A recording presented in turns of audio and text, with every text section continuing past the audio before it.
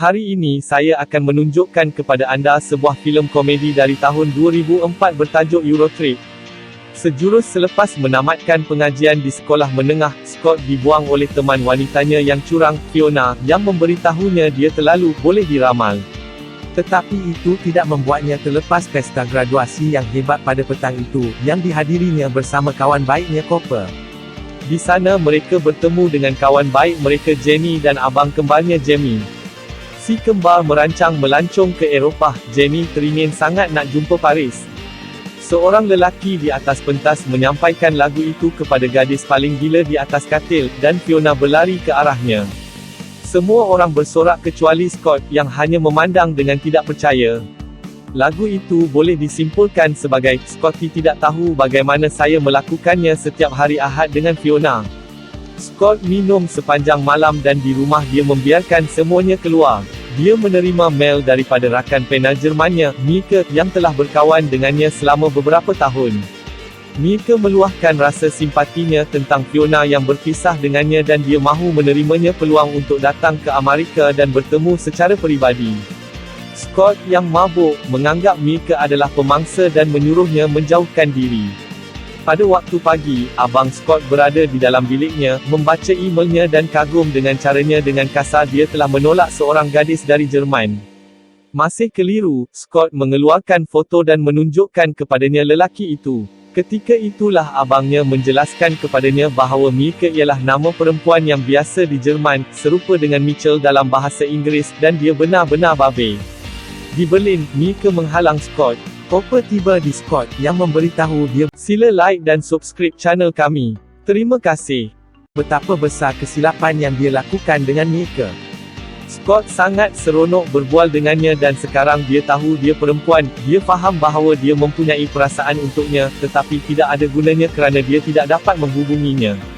Cooper berkata hanya ada satu perkara yang boleh dia lakukan dan itu ialah pergi ke Berlin dan meminta maaf kepada Mielke secara peribadi. Scott membuat alasan mengapa dia tidak mahu melakukannya, tetapi apabila Cooper menyebut Fiona, Scott adalah permainan. Memandangkan mereka kekurangan wang tunai, Cooper mendapat idea untuk pergi ke Jerman sebagai kurier dan hanya hantar bungkusan di tempat yang berdekatan. Malangnya tiada pakej ke Berlin, jadi mereka mendapat tiket ke London.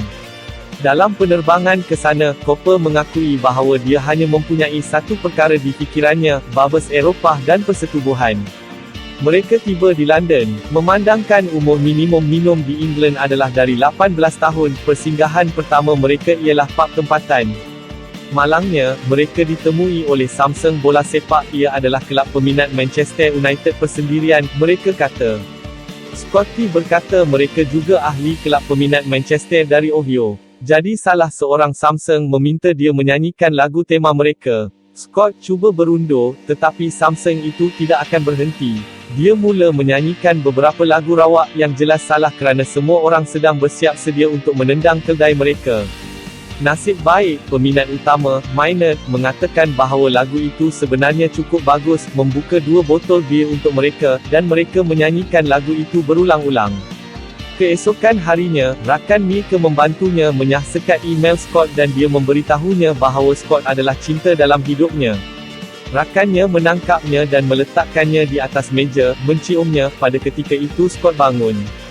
Ia adalah mimpi. Dia dan Cooper masih bersama peminat Manchester United selepas malam yang gila dan tidak tahu ke mana mereka pergi.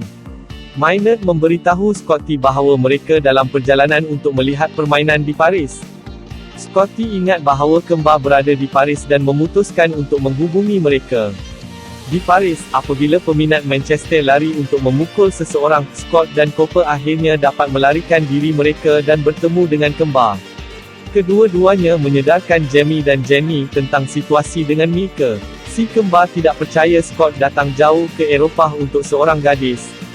Dengan kamera baru Jamie, yang dibelinya selepas menyimpan wang selama 4 tahun, mereka pergi ke Louvre. Malangnya, garisan di luar muzium adalah lebih besar sedikit daripada jangkaan. Robot di sana menyeramkan kepada Cooper, jadi Scott cuba memainkannya juga. Robot lain marah kerana wilayahnya telah dilanggar dan mereka mula berperang, dengan Scotty akhirnya menang selepas menghancurkan telur robot musuh. Kumpulan itu keluar dan di sebuah restoran Cooper mencadangkan agar si kembar datang bersama mereka Berlin. Jenny bersetuju, tetapi Jamie teragak-agak. Terima kasih kepada kuasa pujukan Scott yang cemerlang, mereka dengan cepat meyakinkannya. Mereka membeli tiket kereta api dan Jamie menyimpannya dalam tali pinggang wang perjalanannya supaya mereka tidak mendapat dirompak, bersama dengan wang dan pasport semua orang. Di sana Cooper melihat sekeping roti yang bagus, tetapi ternyata hanya Jamie, yang dia tak anggap pun perempuan. Mereka tidak pergi terus ke Berlin, tetapi dengan beberapa perhentian untuk menikmati Eurotrip mereka sepenuhnya. Semasa mereka mula menyanyikan lagu Scotty Doesn't Know dalam petak mereka, seorang warga Perancis menyertainya mereka dan menjadikan dirinya selesa antara Cooper dan Jamie. Walaupun terdapat petak kosong lain, kerana mereka tidak tahu bahasa, mereka biarkan dia. Ternyata orang Perancis itu agak pelik dan Jamie terpaksa duduk dengan dia seorang diri di sisinya. Di terowong seterusnya, keadaan benar-benar tidak terkawal dan orang Perancis itu ditendang keluar. Mereka turun di Crans-sur-Mer di utara Perancis, dan selepas mendengar tentang pantai Bourget di sana, Cooper tidak boleh melepaskan peluang itu. Di sana mereka bersiap sedia untuk menyaksikan pemandangan itu, tetapi kecewa dengan parti sausage. Keadaan menjadi lebih buruk apabila Jenny tiba dan seluruh orang ramai di pantai melihat seorang gadis. Kembali ke kereta api, mereka menuju ke Amsterdam. Scotty mempunyai keraguan tentang apa yang akan dia katakan kepada Mieke apabila dia melihatnya, tetapi Cooper meyakinkannya dia bahawa semuanya akan baik-baik saja. Scott mempunyai impian lain tentang Mieke yang mereka buat. Di dalam kereta api, orang Perancis itu lagi menyentuh dan menjilat Scott. Di Amsterdam mereka mesti menunggu sehingga pagi untuk kereta api seterusnya. Cooper menemui risalah tentang kelab terhangat di daerah Merah Bandar dan tidak boleh lulus peluang untuk melihat bandar dalam segala keindahannya di sana. Yang lain tak setuju. Cooper, bersendirian dan gembira, disambut oleh nyonya rumah, yang memberitahunya bahawa ini adalah yang paling kelab erotik di Amsterdam, di mana setiap fantasinya akan dipenuhi. Selepas tuan rumah menyedari dia adalah orang Amerika, dia memberitahu dia untuk tidak berkata apa-apa lagi, dia tahu apa yang dia perlukan. Scott dan Jenny sedang duduk di kedai kopi sambil menikmati brownies hash sah mereka. Sementara itu, Jamie pergi ke kedai kamera untuk mendapatkan bateri baharu dan mengambil kamera dengan teliti dibersihkan. Jurujual itu memuji kamera cantiknya dan mengatakan bahawa dia benar-benar tahu barangannya dan bahawa Jamie kelihatan agak comel juga. Dia meminta dia untuk berjumpa dengannya di belakang. Di sana dia terpesona dengan sikap tidak bersalah Jamie dan berlutut untuk, seperti yang mereka katakan, memberi peluk mulut. Kembali ke Cooper, nyonya rumah memberitahunya bahawa pelanggan biasanya menjerit tidak tetapi bermaksud ya, atas sebab itu dia memberinya perkataan yang selamat untuk diucapkan dan sehingga mereka mendengarnya, mereka tidak akan melakukannya berhenti. Cooper tidak mahu mereka berhenti dan tidak menyemak pun. Dia digari ke katil. Tuan rumah berteriak, mari kita mulakan. Suasana di dalam bilik cepat berubah dan Hans dan Wanda masuk untuk foreplay. Semasa mereka akan meletakkan pengapit pada permata keluarganya, Cooper teringat tentang kata selamat itu. Malangnya, dia tidak dapat membacanya pun, ia adalah omong kosong untuknya, dan diberi sedikit ketegangan. Jamie, masih di tengah-tengah pelukan mulut, dengan kekok dirompak semua wang, pasport, dan tiket. Sementara itu, Jamie dan Scott mula panik dan ketawa tidak terkawal. Scott mula berfikir bahawa mereka telah dijual sekumpulan biskut goreng yang buruk. Ketika itulah pelayan masuk dan menerangkan kepada Scott bahawa mereka adalah kedai roti yang ringkas dan jangan jual hash brownies. Cooper masih cuba untuk mendapatkan kata selamat, memanggil Flagon something-something, saya hanya boleh mengatakan bahawa ia bukan apa yang dia mahu. Tiga daripada mereka bertemu dan lebih suka tidak bercakap tentang apa yang berlaku. Jamie masuk seperti orang baru, berkata dia telah dirompak dan ia hebat. Mereka cuba mendaki ke Berlin. Cooper marah kerana Jamie adalah satu-satunya yang dapat berhubung di Amsterdam. Selepas beberapa ketika, sebuah kereta berhenti dan pemandunya tidak berbahasa Inggeris. Scott bertanya kepada pemandu dengan bahasa Jermannya yang rosak jika dia boleh membawa mereka ke Berlin. Pemandu itu memberitahu beberapa perkara lucu yang dia lakukan di Berlin dan mengatakan dia tidak akan menjejakkan kakinya sana lagi. Scott menganggap ini sebagai ya. Mereka telah tiba di Bratislava, Slovakia. Pemandangan itu mengerikan. Haiwan itu marah dan apabila mereka bertanya kepada penduduk tempatan jika kereta api akan datang tidak lama lagi, dia berkata ya, mereka sedang membinanya sekarang. Mereka mengira baki wang tunai mereka dan menghasilkan $1.83. Dengan kadar pertukaran Bratislav, mereka berada di hotel dengan perkhidmatan yang paling mewah dan makanan terbaik di bandar. Scott memberi kaki tangan Michael. Kaki tangan berhenti di sana serta-merta dan akan membuka hotelnya sendiri. Dengan 27 sen terakhir, mereka melawat kelab tempatan dengan lagu "Scotty Tidak Tahu" sedang bermain. Cooper akhirnya mengarahkan pandangannya pada Jenny, tetapi seorang lelaki yang ditemuinya di Paris, Christoph, datang kepadanya berjumpa dengannya dan terkejut bertemu dengannya di Bratislava. Ternyata dia adalah pemilik kelab itu, dan dia tertarik dengannya dan mengikutinya ke bilik VIP. 3 budak lelaki minum The Green Fairy, minuman yang kononnya haram di Amerika Syarikat dan menyebabkan halusinasi. Kononnya, mereka tidak merasakan apa-apa. Kemudian Jenny kembali untuk menghirup. Christoph mempunyai seorang isteri dan juga 2, jadi itu adalah isyarat dia untuk pergi. Cooper melihat Jamie bermesra dengan seseorang, yang sekali lagi membuatkan dia berasa seperti seorang yang kalah bahawa dia masih tidak mendapat tindakan. Sehinggalah mereka menoleh dan ternyata Jenny. Selepas beberapa ketika, mereka menyedarinya sendiri dan kedua-duanya terkejut. Selepas malam liar, Cooper masih mengejek si kembar dan Jamie tidak dapat mengawal malunya dengan fakta ini. Orang tempatan rawak memandu ke arah mereka dan memberitahu mereka bahawa dia adalah perjalanan mereka ke Berlin.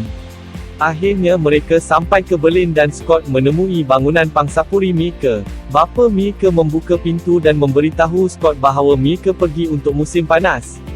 Di dalam, dia menerangkan Ins bahawa anak perempuannya akan ke Amerika untuk melawat rakan-rakan, tetapi beberapa hari lalu dia berubah fikiran. Scott tahu dia adalah sebabnya. Adik tiri Mieke ni sus sikit. Bapa memberitahu Scott bahawa Mieke menyertai program musim panas di Rom dan kumpulannya sedang menaiki kapal esok. Kemudian dia tidak dapat dihubungi sehingga akhir musim panas. Scott memberitahu rakan-rakannya untuk menghubungi ibu bapa mereka dan mencari jalan untuk pulang, tetapi dia akan mendapat ke Rom pada sebarang kos. Jamie menampak timbunan wang tunai di atas meja dan berkata mereka akan ke Rom. Dia menjual kameranya. Tanpa membuang banyak masa, mereka terbang ke Rom. Mieke ada bersama pemandu pelancong. Kumpulan itu mengetahui keberadaannya dengan menyemak jadual kumpulan Mieke dan mereka tiba di sana juga, tetapi pengawal tidak akan membenarkan mereka masuk, kerana ia hanya untuk kumpulan pelancongan peribadi. Jenny memberitahu mereka bahawa mereka adalah kumpulan peribadi juga. Scott adalah seorang kanak-kanak kurang upaya dan Jamie adalah pemandu mereka dan kumpulan itu dibenarkan masuk. Di dalam, Jamie dihalang oleh pengawal, yang mengatakan bahawa salah seorang pemandu mereka telah memanggil masuk sakit dan meminta untuk mengambil dalam kumpulan lain. Dia berbuat demikian dengan cemerlang, kerana dia seorang geek. Sementara itu, Scott dan Cooper sedang mencari Mieke, yang berada satu tingkat di atas mereka. Di sana, pemandu Mieke memberitahunya tentang tali yang dipasang pada loceng San Marco yang dibunyikan apabila seorang paus meninggal dunia untuk memberitahu penduduk Rom. Scott dan Cooper sedang hangat di jejak mereka. Hanya untuk melihat apa yang dilakukan oleh tali itu, Cooper menariknya dan mereka melalui pintu yang salah ke kawasan larangan. Ketika loceng berbunyi, orang ramai mula berdoa kerana mereka percaya bahawa paus telah meninggal dunia. Di dalam bilik larangan, Cooper menemui topi Pop dan Scott memberitahunya untuk berhenti bermain main. Cooper menampak topi di kepala Scott. Dia menyalakan topinya secara tidak sengaja dan melemparkan topi Pop ke dalam perapian. Asap putih dari topi menandakan bahawa seorang paus baru telah dipilih. Ini berlaku semasa kumpulan Mieke meninggalkan gereja. Ketika bilik itu diselubungi asap, Scott cuba membuka tingkap. Dia perasan Mieke dalam orang ramai. Scott bercampur aduk di tirai dan keluar ke balkoni, memanggil Mieke. Semua orang fikir dia adalah Pop baharu dan orang ramai bersorak, dan Scott mula bermain bersama. Dia juga dalam berita. Selepas Scott menenangkan semua orang, dia memanggil Mieke, menanggalkan langsir dan topi, meluncur ke bawah sepanduk dan berlari ke arahnya, hanya untuk dihalang oleh pengawal. Scott dan Cooper menghadapi masalah besar. Pada ketika itu, rakan-rakan mereka dari kelab peminat Manchester United tiba dan memberitahu pengawal untuk menjauhkan tangan mereka daripada rakan-rakan mereka. Scott akhirnya berjaya berdepan dengan Mieke tentang perasaannya terhadapnya dan memberitahunya bahawa dia mengembara ke seluruh Eropah hanya untuk bersamanya. Dia buntu. Mereka akhirnya dapat mengurut satu sama lain di bilik pengakuan. Selepas beberapa lama, mereka keluar dan dia masih tidak percaya bahawa dia datang untuknya. Dia memintanya untuk terus menulis kepadanya dan dia pasti akan melakukannya. Salah seorang pelawat, yang Jamie telah memberi panduan kepadanya, memujinya atas kemahirannya dan menawarkan dia untuk melawat semua muzium di Eropah. Di lapangan terbang, 3 daripada mereka pulang ke Amerika. Cooper juga berseronok di Eropah, walaupun dia tidak memukul mana-mana gadis di sana, tetapi berjaya memukul Jenny. 3 bulan kemudian, Scott berpindah ke asrama. Semasa perbualan telefonnya dengan Cooper, yang kini bersama Jenny, Cooper bertanya apa yang Scottis rakan sebilik baru rupanya. Mieke mengetuk pintu biliknya, telah ditugaskan ke bilik yang sama kerana yang lain salah faham tentang namanya. Scotty dan Mieke berpelukan dan naik ke katil bersama-sama sementara Cooper memanggil Scott di atas hujung lain panggilan yang masih terbuka. Tamat. Terima kasih kerana menonton. Terima kasih kerana menonton channel kami. Tolong beri sokongan anda dengan layari peti deskripsi channel ini di bawah. Sokongan anda sangat diperlukan untuk channel ini terus beroperasi. Sila like dan subscribe channel kami. Terima kasih.